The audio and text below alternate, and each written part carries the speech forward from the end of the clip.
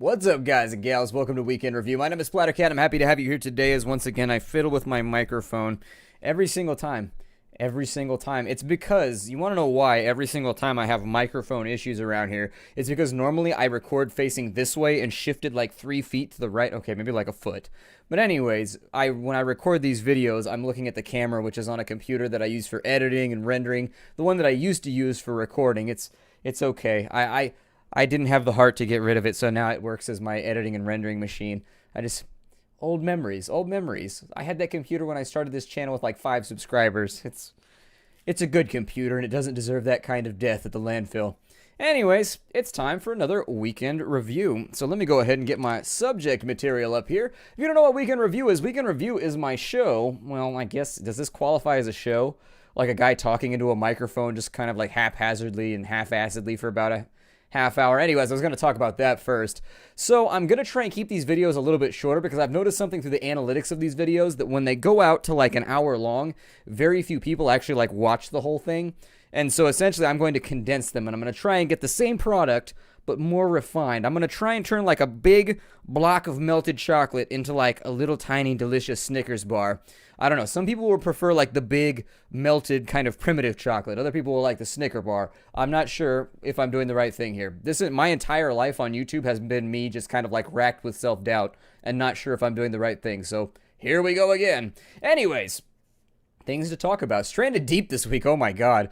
So Stranded Deep kind of blew up on me. Like we did something like 2,000 something subscribers today as of this recording. We did like 2,600 subscribers in a day, which was like, I've never done that before ever. And so the videos blew up far more than I would have expected. And you know what? You want to know the funny part? The funny part of all this is that I was going to record Stranded Deep.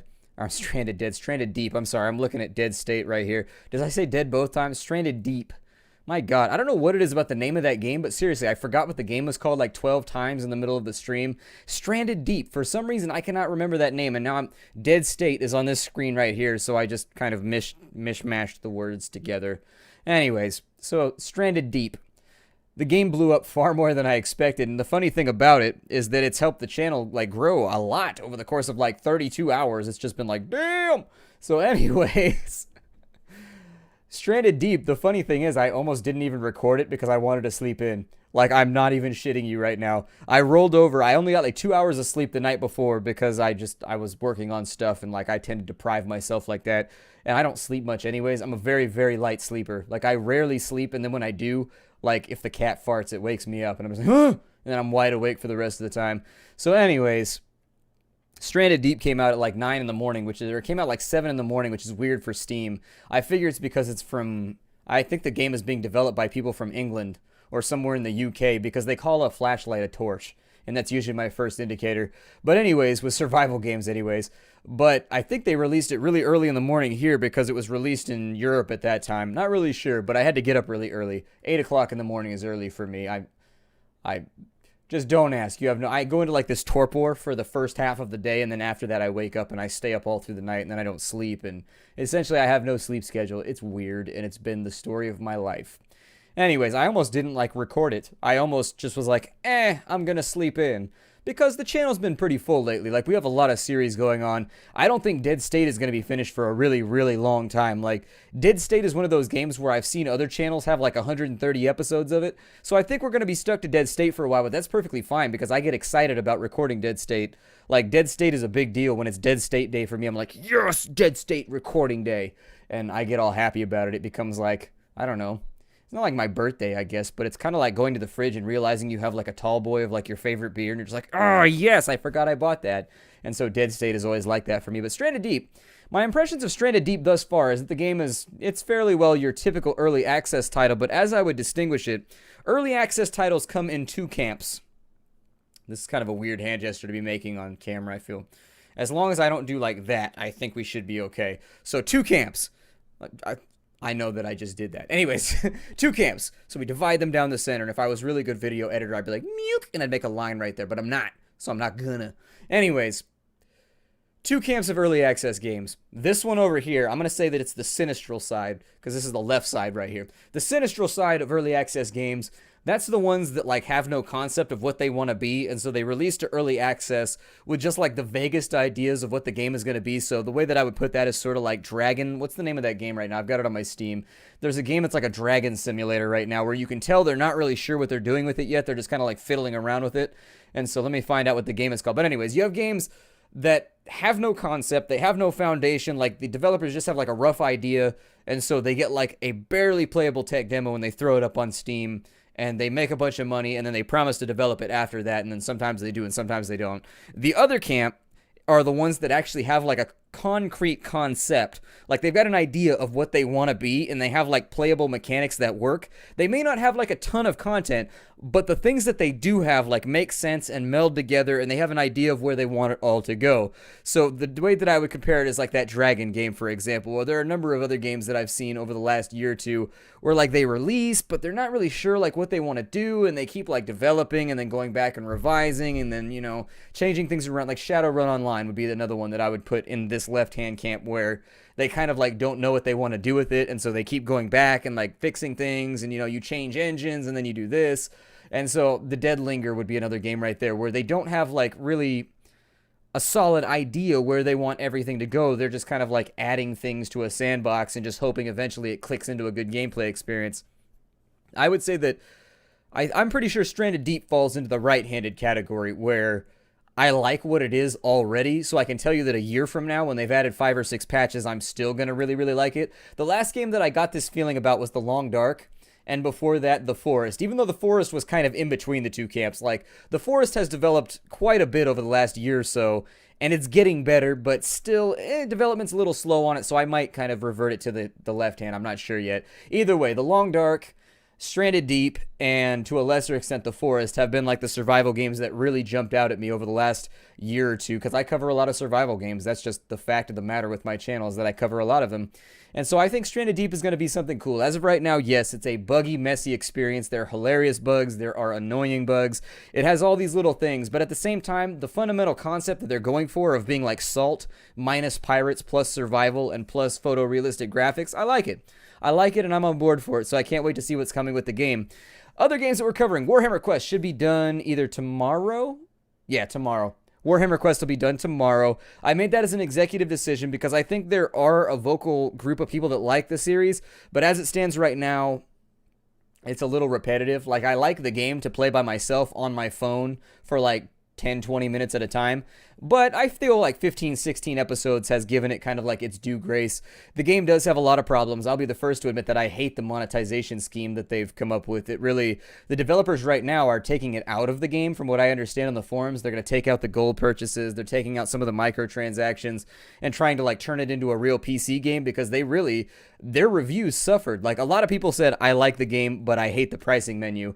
And that's basically what happened. Is that's what tanked their game, is that they just picked the wrong way to monetize it on Steam, whether through ignorance, accident, or whatever, or through publishers coercing. I don't know. It's hard to tell. Whenever you're attached to Games Workshop, you have no idea what's going to come out, but you know it's going to cost money. That's just Games Workshop in a nutshell. So Warhammer Quest should be done. I do like the game. I am playing it in my free time still, but at the same time, I feel like I've gotten about all that I can get out of it as an LP series. So like, I've got like my creator hat on over here, and I've got like my gamer hat on. My gamer side, I like playing the game, but my LP side, I feel like we've tapped it out. Getting a little repetitive. Our character's got bad stats too, so I'm thinking we would have had to re-roll a couple of them as well, and it's just like, nah, I'm not on board for that. Anyways, we've also got Dead State. Dead State, like I said, we're going to be chained to Dead State for a while, because we haven't even cleared out half the map yet, and we're almost on episode 50. Like, Dead State is a game that, say what you will about Dead State being buggy, it has a lot of content, though, and frankly, like, the content rolls out at, like, a steady pace. It's weird how they have, like, the pacing of the game is an odd thing to describe, because the beginning of the game is downright boring. Like, there's not a whole lot of things going on in the beginning of Dead State. Like, every couple days, they give you, like, a little crisis you have to solve. But, like, the real meat of the game is, like, 30 days in, 40 days in, which I think the majority of players will never see because they'll get bored by the first half. And so with Dead State, you've got like this weird situation. I'm going to pause and take a breath here. With Dead State, you've got this weird situation where like the early game just is like kind of like this slowly rolling ball. And then all of a sudden, like when it gets halfway down the hill, it balloons out. And it seems like every other day in game, you've now got some hard decision to make or some like frustrating thing taking place that you just need to solve. And because of that, I think, well, the game also is very, very buggy. Once again, it's a buggy game that went into 1.0. And if I was the developers, I would have just pushed it back a little bit further. It was already available through early access, so if you wanted to play the game, you could play the game. They could have put this as like a 0.9 patch and just had the whole game in as a 0.9 patch and then just sort of like left out the last chapter maybe and just worked on tuning everything. But I don't know. I think they were feeling pressured and they pushed it out because the community really wanted it. I'm not going to blame it on the community either, though. Like sometimes you just got to kind of like take stock. Like I would tell you guys that for every 5 episodes I record, I probably get rid of or at least re-record 2 out of the 5. Like I constantly am re-recording and editing things because quality control is a thing that you have to appreciate.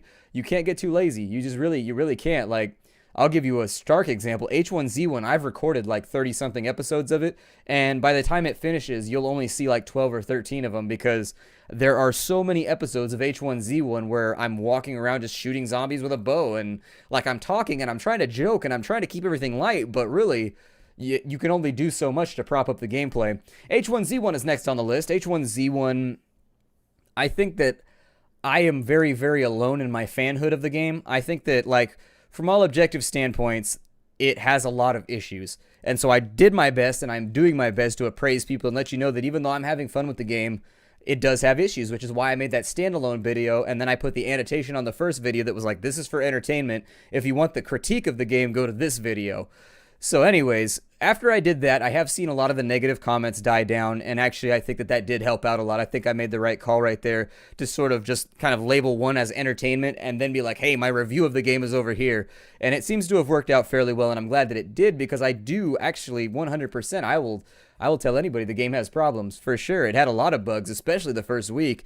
They're going through and they're patching it very, very quickly. Sony, I think they have a lot of money tied up in this game, and I don't think they expected it to launch as negatively as it did. And so I think they're hustling real hard right now, and I think that's a smart move. I would say the game has a lot of things that need to be fixed, a lot of things that need to be added, a lot of things that need to be administered. There's a whole lot of band-aids to put on a whole lot of holes with that game. And while I think this is how I'll put it. The H1Z1 engine feels very, very nice. I enjoy playing on that engine far more than I like playing on the Arma engine. That in and of itself gives them a pretty good leg up on the DayZ SA standalone, the DayZ SA development, because the Arma engine just kind of like sucks. It's hard to optimize. It doesn't want to do the things that you want it to do. At the end of the day, it's a realism simulator engine, and so it's difficult to get things to work the way you want. With H1Z1, I think they're developing it on the PlanetSide engine or something like that. They're fixing the zombies right now, but the one thing that I will say that gives me hope is that Sony's a big company, and I'm cautiously waiting to see what happens. We'll probably be breaking off H1Z1 in a couple of episodes, simply based on the fact that, there's only so much you can do with it right now. I mean, we can build a shack, we can build some fences, but somebody's going to come by and break them like 5 minutes after we do it. You can do those basic like house tending routines, but at the end of the day, really, I actually may need a server swap for the next couple episodes too, because I haven't seen anybody on my hardcore server in a while. It's been a little bit empty lately. So maybe I just need to record during peak hours then, after 5 o'clock or something. I don't know. I just got to change something around because the last couple episodes I've recorded have been very, very dead, and there hasn't been like anybody around to fight with or PvP with. So it is what it is. I say the H1Z1 has a very solid engine, and it's got a solid group of people working on it. The people that have both the resources and the talent to make it happen. It just remains to be seen if they're going to make it happen. I'm hoping that they have so much money tied up in it that they can't afford to lose on it. And it seems like they're hustling pretty hard. They patched something like 5 times in 6 days or something like that, and each one knocked out like a major bug, just like bim bam bomb. But I mean, every time they knock out a bug, another one shows up. So I'm remaining cautiously optimistic about H1Z1. I think I can see a little bit of silver through the tarnish, and I'm hoping that by the time we get through this, it's going to be good in a year or two. As of right now, it's a solid survival game. It's good. I mean, the zombies aren't much of a threat. I think they need to be tripled in number. They also need to be made a little bit more. They're pretty buggy right now. So if they buff the zombies too much right now, they're going to be too buggy and they're going to like randomly kill people. However, I think that increasing their numbers maybe threefold 2.5 fold would make the game better. Because as of right now, zombies are simply not a threat. You can use the bow to get through most of them, and you can clear out entire city blocks with like 30 arrows. And so they need to make it such that you cannot stop the horde. Like, you need to loot quickly when you're in cities. You need to loot quietly when you're in cities to keep, like, you know, a big horde from being on top of you. I've had a few situations where I've been chased by 20 or 21 zombies, but it's rare, and it doesn't happen very often. But I know a lot of people don't share my optimism, but still. I hope H1Z1 becomes good because, frankly, I'm not a big fan of DayZ. Like, I play DayZ because it's, like, the only option for zombie survival, and I'm glad that there's competition now in the market because now these two competitors have a reason to, like, up their game and try and defeat each other, which means that you and I as consumers are going to end up with a better game. Or hopefully, I don't know, unless they both just kind of, like, bite the bullet and quit. I'm not really sure. Neo Scavenger. We are on our last play of Neo Scavenger right now. We're on our last character. I think that I love Neo Scavenger. I can't sing its praises enough. So don't take my ending the series as me not liking the game or thinking that I'm done with it or I'm sick of it. I love Neo Scavenger. I'm up to like 50, 60, 70 hours played between both Desura and Steam. I bought the game twice. I liked it so much. I only do that with games I very, very much appreciate. Neo Scavenger is one of those games that I love. It's got its rough edges. It's got its annoying features like the insta-death every now and again. Actually, pretty frequently, but once you've got the metagame knowledge to survive, it's a very rewarding game. We're on our last life right now. I would love, absolutely love to beat the game on camera. I've done it before. I would like to do it again, but the whole thing is sort of subject to RNG. If you catch the blue rod at the wrong time, game over. Like, you could be 5 minutes from the... Like, we were almost done with our last playthrough. We were getting there. We didn't have the box from ZomZoms, which would have been a little bit sketchy, but I think we could have made it. But at the end of the day, RNG got us. A dogman spawned within 3 range of us and one-shotted us on the first turn. And it's like, well, if that hadn't killed us, we had the blue rot. And so even when you get all the way to the end of the game sometimes, you still, like, lose just from something randomly happening. And so I hope we can beat the game. Like, believe me, that's one of my most ardent hopes is that we can beat the game on camera, but I don't know if it'll happen. And so that should take us... Oh, the spatials! I even forgot that I was covering the spatials. The spatials. So the spatials, I think, will more than likely be kind of like... I'm willing to bet the Spatials is one of those series that I do enjoy, and it's a fun game to play, and it's got a lot of fun features. I think interest in the game has been a little bit... It seems like there are definitely a group of people that enjoy it on the channel. Like, it's not getting bad numbers right now, and I would never have bad numbers be a reason to cancel a series in the first place, but it does seem like the sort of game that's going to get repetitive at some point. And so I'm hoping if we can focus on, like, the construction aspects, we'll be able to milk a good 15, 20 episodes out of it. But I don't know. I mean, we've got Dying Light coming up this week, and then after Dying Light, I know there's something. We've got so much, like, seriously, I've been working myself inside out the last week or two because there's just so many releases coming out, and I want to hit them all because they're all things that I'm interested in, and it's just like, "Argh!" And every time I think there's going to be like a week where I get a break and like a little pause, another game comes out, and I'm just like, oh, that one looks awesome too, and I want to play that one too. No! I'm thinking maybe I need to, like, distinctify my life and just kind of, like, play things in my free time, maybe. I know, whoever thought of that? Pfft, who wants to play video games in their free time instead of on camera? Nobody wants to do that. Anyways, Dying Light comes out the 27th, and it's now the 24th. So actually, it comes out Tuesday. I thought it came out Thursday, so that's actually stressful. Oh man, I'm discovering all kind of new. I'm discovering new things on camera right now, and I'm just like, oh god. What was it that I wanted? There's something at the beginning of February that I was like, yeah, and I wanted to cover. Let me see here. There was. Where did it go? It's gone. It was here. It released on like February 3rd or February 6th or something.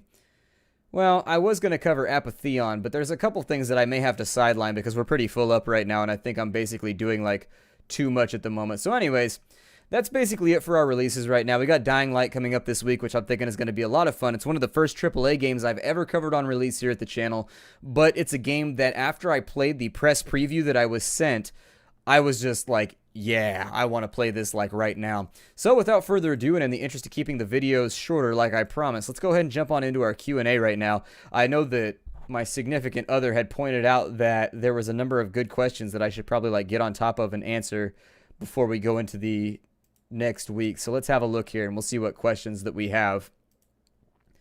All right, let's have a look here. Are you going to play The Escapists again? The Escapists will probably happen. What patch iteration is the Escapists in right now? Because I do want to cover it at the 1.0 release.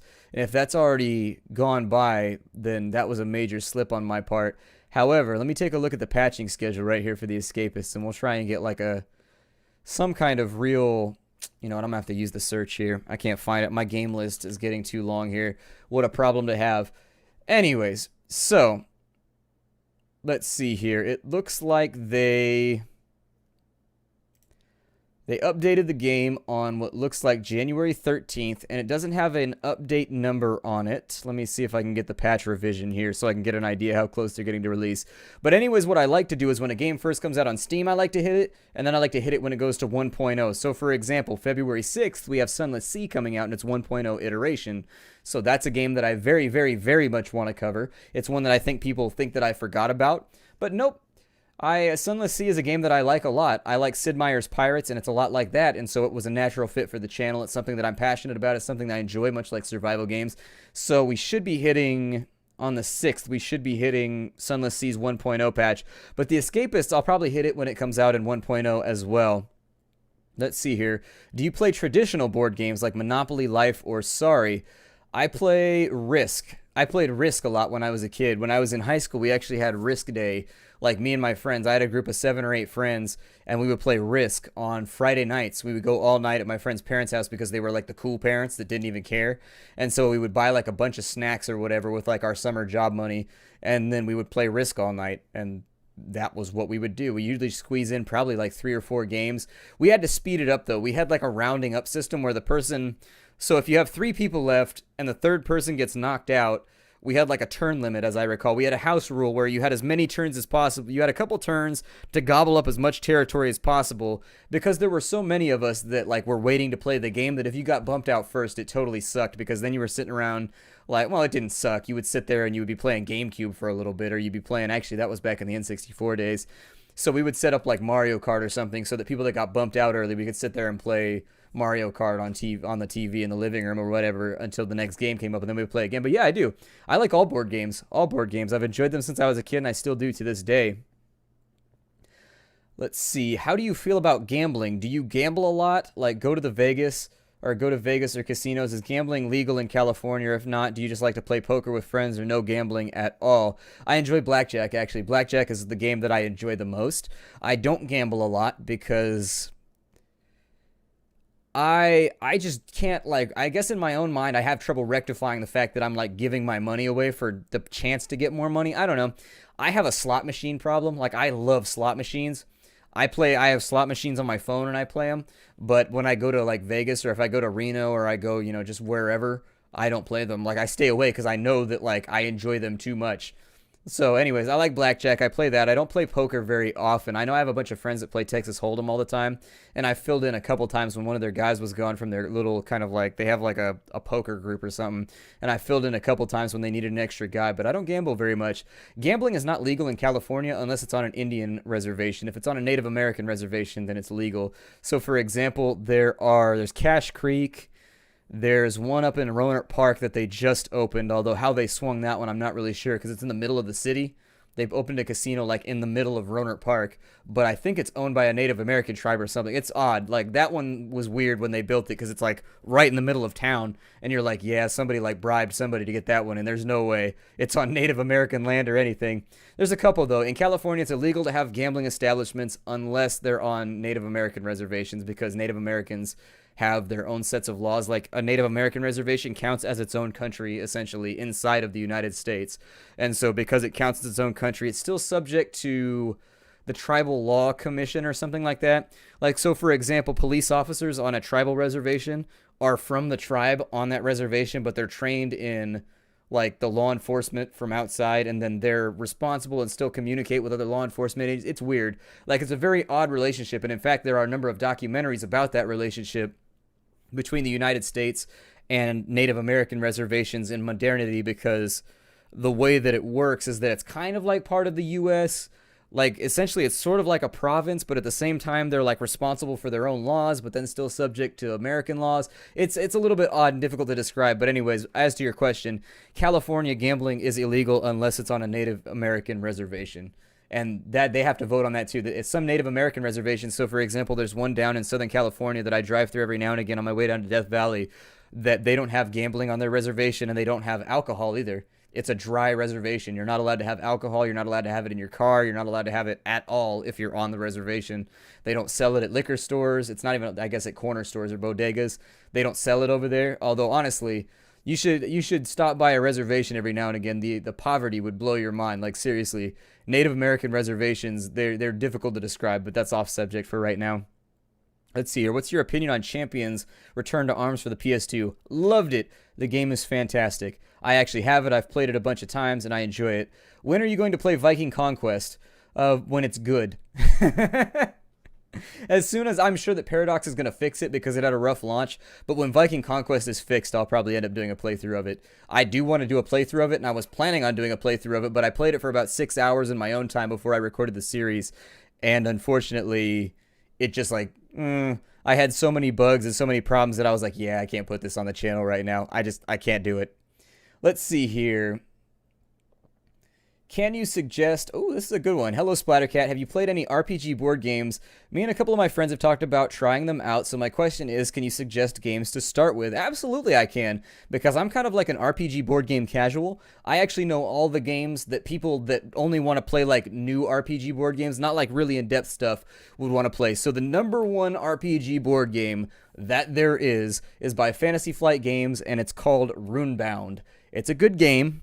It's very, very lightweight. Like, you're not going to get a ton of depth out of it, but you can still have a lot of fun with it. So it's kind of like how much depth you want to put into it is how much depth you can get out, because it has a load of expansions. It's got tons of card booster sets. I mean, you can spend a lot of money kitting out your Runebound set. I have Runebound and 2 or 3 of the expansions, and the expansions are standalone as well that have their own rule sets. So, for example, you have the main game, and the main game has card sets that you can add into it, and it has scenario sets that you can add into it to make it more interesting. The general point of the game, as I recall, is that there's different types of enemies, and your goal is to kill 3 legendary enemies before anybody else does, I think. Or there's a couple different campaigns you can do. I have 5 or 6 of the little card sets that change the campaign around. Like, there's one where there's like ogre lords all over the map, and it's whoever kills the most ogre lords wins. Or there's another one where it's whoever kills the most players wins. So the goal is to get as strong as possible and then fight each other to the death. There's a couple of other ones too that change the fundamental rule set, but the map stays the same and the general gameplay stays the same. It's just the end game that changes around.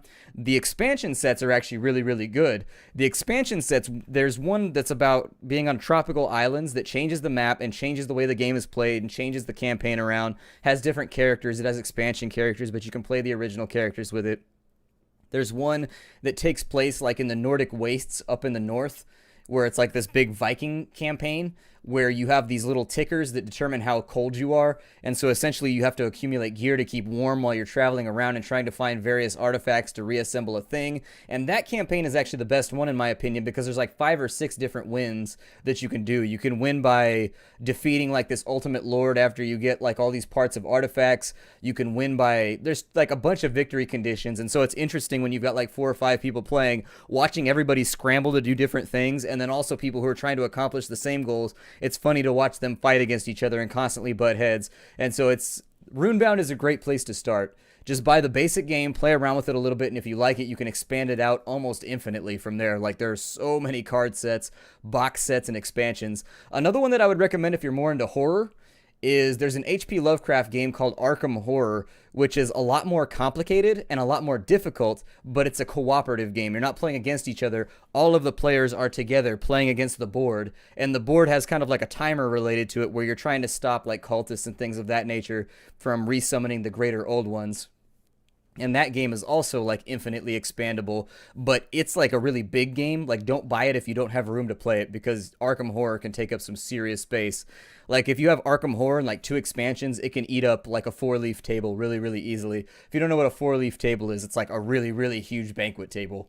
Like, you can take up a lot of space with Arkham Horror, but it's a fun game, probably one of the best ever made. It's a very, very good RPG board game if you're more into like horror and difficulty, kind of like the Dark Souls of board games, until you figure it out. Once you actually figure out how to win Arkham Horror, it's actually pretty easy, but your first 3 or 4 playthroughs are really, really hard. And then from there, once you figure out how the game progresses and like what you need to do in order to win, it gets a lot easier. And then also the expansions make it a lot more difficult too. Actually, I would say that a fully expanded game of Arkham Horror is almost impossible to win. It gets really, really, really difficult with each expansion that you add, because that was the biggest complaint about the game, is that it got too easy. And so with each expansion, the developers make it harder and harder and harder. So yeah, that's what I would say. Another great, fantastic place to start off is a game called Prophecy, which was made in the Czech Republic, I think, by...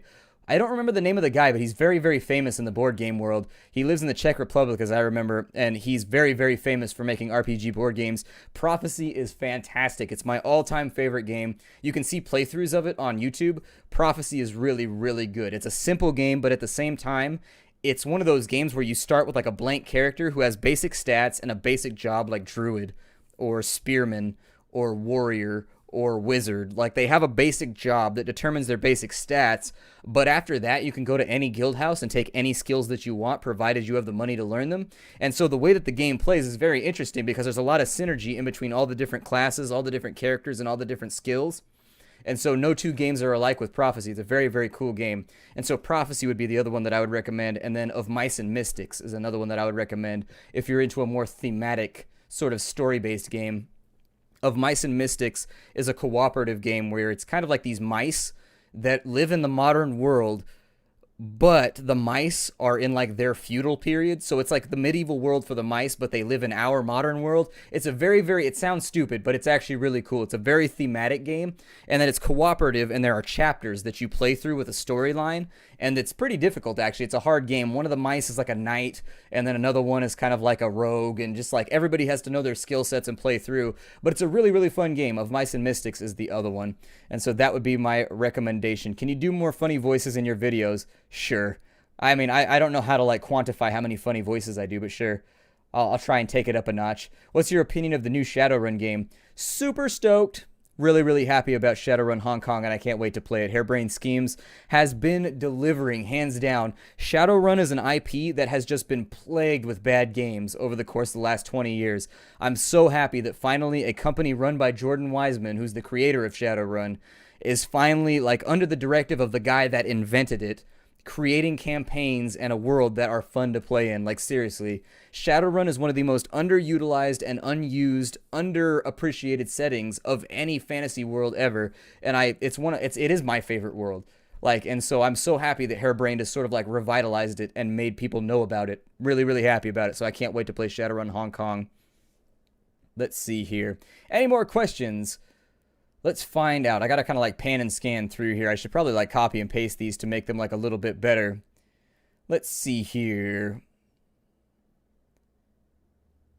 You seem to carry a lot of emotional baggage. What do you have to say on that subject? Well, is this question too personal? It's not that. That's fine. I mean, I think that hills and valleys happen in life, and you earn scars from those experiences.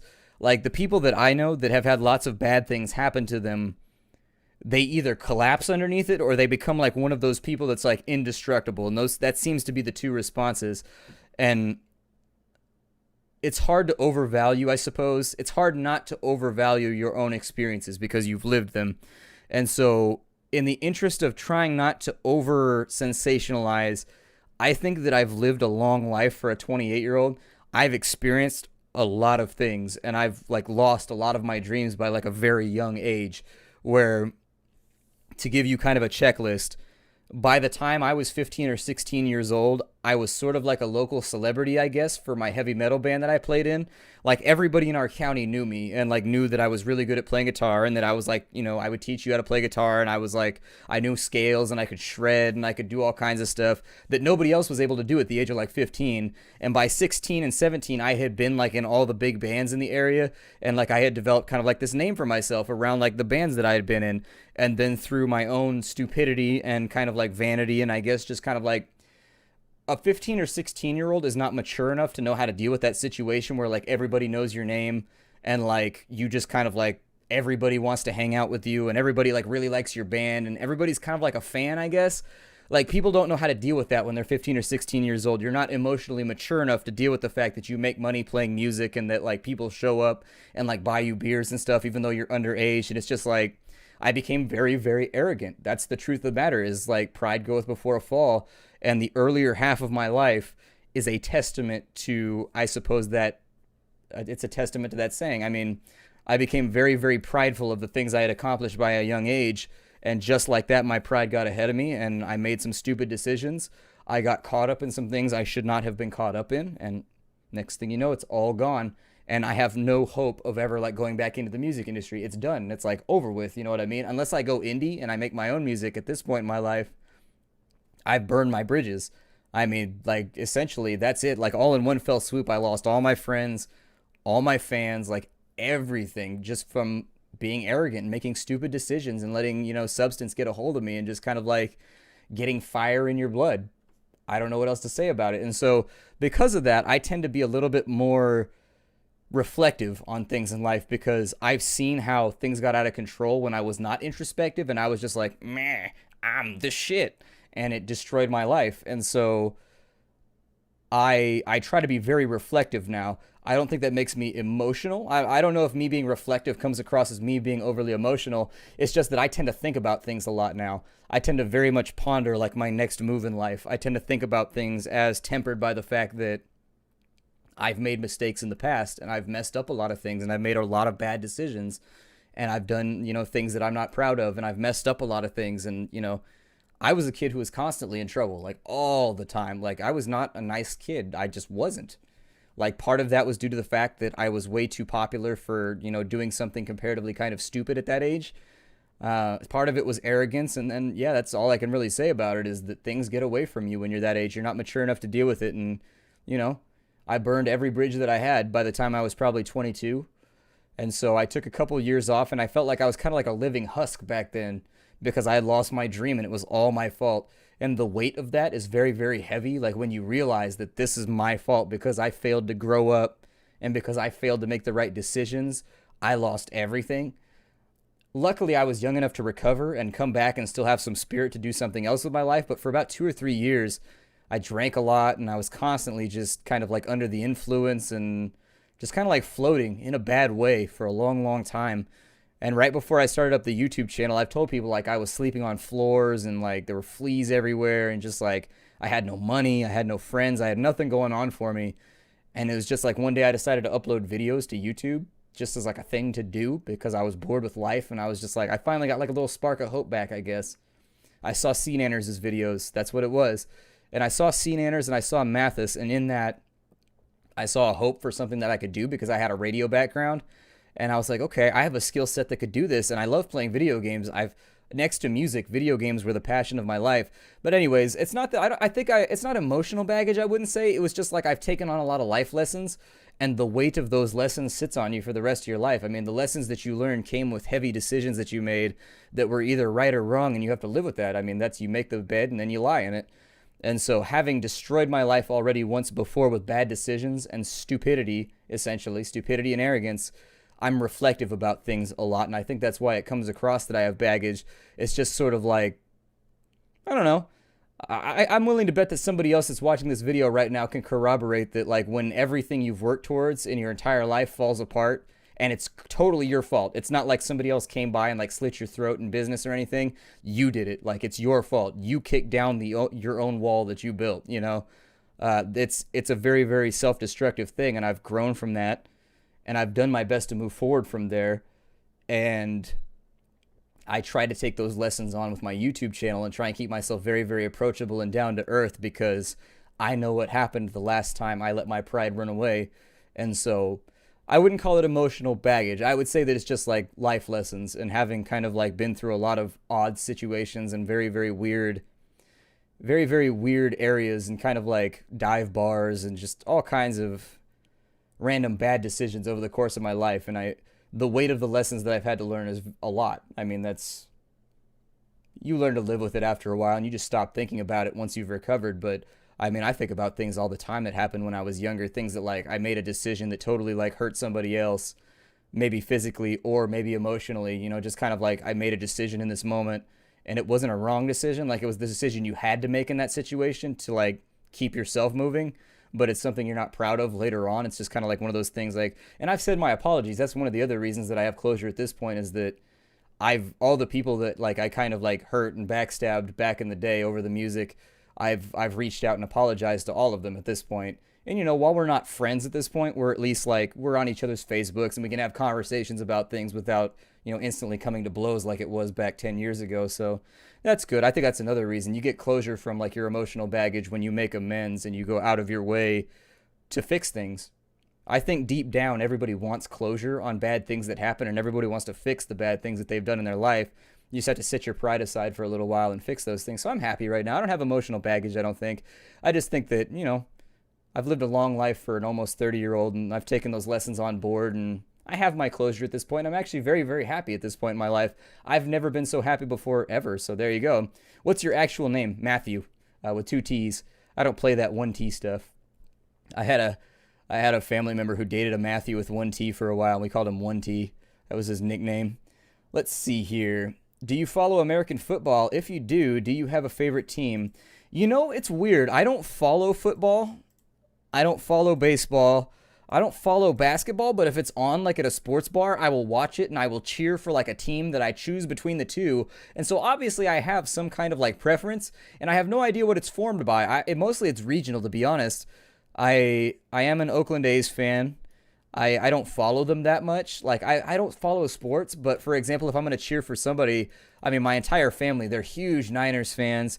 My family, big San Francisco Giants fans as well. My dad has always been a fan of both of those teams since I was a kid. And actually, over the years, his fandom has only gotten stronger. So I tend to watch a lot of Niners games just because, like, my dad's always watching them. I watch a lot of Giants games as well. And actually, I enjoy watching baseball more than football just because, I don't know, I played baseball, so I guess I enjoy it more. I was always too small to play football. So I was always, when I was, like, entering high school, I was, like, 4'9" or, like, 4'10". And then I had my growth spurt when I was like a junior or senior and went up to like 5'7". But that's like, I was just never big enough to play sports that relied on like contact. I played hockey, weirdly enough. Being small in hockey didn't seem to afford much, except that you got checked a lot harder. Like every now and then somebody would catch you and like lift you up into the air and put you into the boards because when you were little. But I don't follow sports a whole lot, but I will watch them at sports bars, and I do get enjoyment from them. So I would figure someday when I have a little bit more time, if I had baseball teams that I follow, I've been an Atlanta Braves fan since I was a little kid. I love the Atlanta Braves back in the day with Greg Maddux and Chipper Jones and everything. That was like when I followed baseball when I was a kid, and I was a big Atlanta Braves fan. I've always been a Giants fan by nature, my dad being a Giants fan. I do follow the A's, though. If I have a preference, I would prefer that a California team win no matter what. Although I draw the line at the Dodgers, but that's kind of like a NorCal Southern. That's kind of like a NorCal so-so type thing. Like if you can't say anything nice about the Dodgers if you're from Northern California, that's a recipe for trouble. That's a real recipe for trouble. That's on some Rangers and Celtics type stuff right there. Scottish people know what I mean. If you, that's like it's just like a rivalry. Like you'll never hear anybody in Southern California say something nice about the A's or the Giants, and then you'll never hear somebody in NorCal say anything nice about the Dodgers. That's just like how it goes. But, like, if it comes down to, like, the Dodgers and, like, somebody from, I don't know, like, if it comes down to, like, the Dodgers and the Astros, I'm going to cheer for the Dodgers because they're a California team.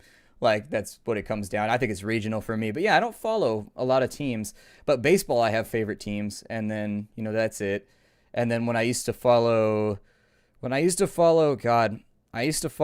hockey. Who was it? I liked the Red Wings. And I liked... It's been a long time since I followed hockey. I'm having trouble remembering right now. I like the Leafs, though, too. I'd follow the Leafs, and I'd follow, the Red Wings, and there's a couple teams that I would follow back in the day, but yeah, as far as football or whatever, I have a bunch of friends that have gotten actually into football, like European football, soccer, as we say here in the United States. I have a bunch of friends that have gotten into that, and they all cheer for Manchester. It's weird. Like, they go down to a sports bar, and they got, like, their colors on and everything, and they got, like, their mufflers on, they got their scarves on that are in their team's colors, and they cheer for Manchester. They just like picked Manchester. I don't know how they came to that decision as a bunch of guys that like live in the Bay Area, but they decided they were going to cheer for Manchester. That was their team, so there it is. I don't know. Let's see here. When you talk about a game, could you post gameplay or a screenshot associated with the game? I can. I would love to, but the editing, it takes about 2 hours for me to do that for like a 30-minute video, and it's just like I haven't had time lately. I would love to. I see that's got a lot of thumbs. It's got a lot of upvotes, and I would absolutely love to. I've been trying to take weekends off, and the unfortunate thing is that I record these on weekends, and so it kind of just gets out of hand. I think that's going to be enough for today. I'm going to cut the video a little bit short because I'm trying to keep it real right now, and I think we're actually getting towards the 1 hour mark, and unfortunately I failed. I failed at my quest. My name is Splattercat. This is our weekend review. It's a blast having you all here. In the future, I'm going to start tackling a big question of the week, just like a conversational topic. And so instead of like a Q&A, feel free. We will still have Q&A, but shoot a topic at me. Like, ask me to discuss a topic, whether it be, I don't know, politics or anything else. I'm happy to discuss, politics, religion, the way things interact in the world, sociology, questions that you have. I can't promise that I'll be educated about the subject, but I've got opinions about things and we can talk about them in kind of like a respectful way. I've always wished, I don't ever want to be one of those like polemic people that sits there and just like rallies on about something like their opinion is 100% correct. I can appreciate that other people have opinions that are formed from their life experiences. And all I ask is that they appreciate that I have an opinion too, that's come from my life experiences. Like, for example, I talked about this with a family member the other day. Like, I don't get mad about politics because I see people that have beliefs that staunchly disagree with mine. Like, nothing they believe in, I agree with. At the same time, I respect the fact that they believe in those things due to the fact that they've lived a life that is different than mine that has led them to these decisions. Now, if they inherited those beliefs from just like their parents or whatever, I think they need to like be introspective and think about that, and they need to like flesh that out a little bit and make it their own decision. However, I mean, by this point, I'm approaching my 30s now. By this point in life, most people I know have developed their own kind of like personal beliefs, and I respect that. If they've done their own soul searching and they're okay with their beliefs on a moral level, then who am I? I'm not going to try and convince them otherwise. I respect the fact that they have an opinion. I have an opinion. If they can respect mine, I can respect theirs. And now we can have an adult conversation about things where we can say, hey, that's a good point, without feeling like we've shed our armor or like feeling like we've given up our beliefs. I can be like, that's an interesting point that you've raised, and know that I'm in the type of company where we can say those sorts of things without somebody being like, aha, I win, because that's not the point. We're just discussing it. We're not trying to convince each other. We're just raising points and then kind of counterpoints and being like, oh, well, you do have a point there. I see what you mean. And I like that tremendously. So I'd love to have those sort of conversations on the channel. I will see you all later. Hi, do everybody.